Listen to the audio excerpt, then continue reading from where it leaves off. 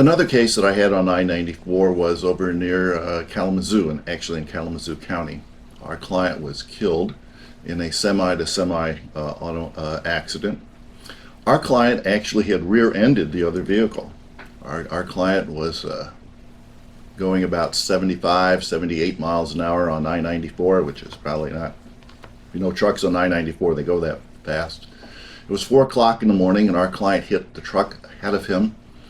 It hit him so hard that it drove the engine into the expressway, caused a fire, it exploded, and unfortunately burned our client to death.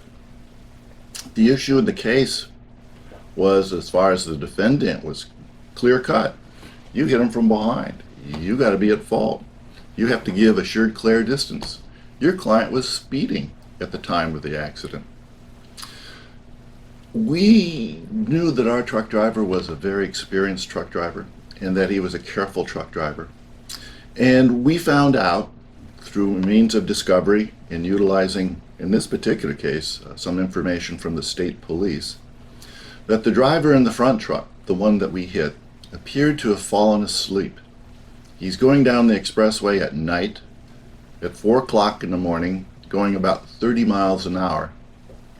We hired an expert to say, when you're going that slow on the expressway, that people expect, they anticipate that you're going to be going at least the minimum of 55 miles an hour.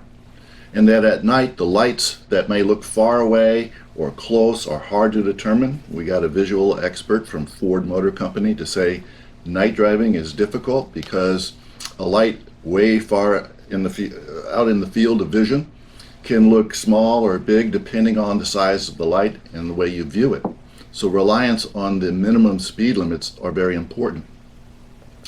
We also had another kerfuffle in that case, in that after we were litigating the case, our client was, as I stated, unfortunately killed. And so they took urine samples, which came back 0 for drugs or alcohol.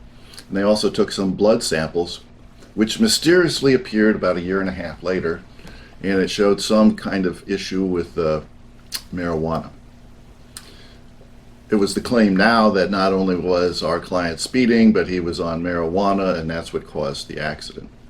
Well, we had to take a deposition of the state police, and we found out that in this particular case, that because our client was killed, there were several samples that were taken from him, and that they were sent to the crime lab, and after reviewing the crime lab's information, that there was errors made at the crime lab, that they had confused his blood samples and his urine samples with other people's. And the defendant filed a motion to exclude, would exclude the evidence that we would try to show this mistake. We had a big fight over it in court.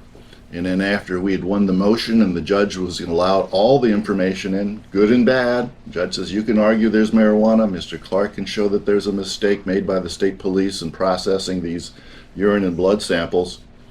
We settled that case for the maximum amount allowed under their policy, which was $500,000. Every case has twists and turns. Every case has its own presentation of difficulties. We had a case, in this particular case, our client actually hit the other truck from behind. Our client arguably might have had some marijuana in his system, but after you shook out all the facts in this particular case, we found out that the driver ahead of us was driving slow. We found another truck driver in Chicago who said, I just barely missed this guy because he was driving so slow, and he was willing to testify. We were able to show that the state crime lab, notwithstanding everybody's belief that they never make mistakes, well, mistakes can be made. Every case has its own particular set of circumstances and facts that require a lot of work. Every case is interesting. I love being able to help this truck driver's wife out, who was devastated with his death, and I was able to get as much as we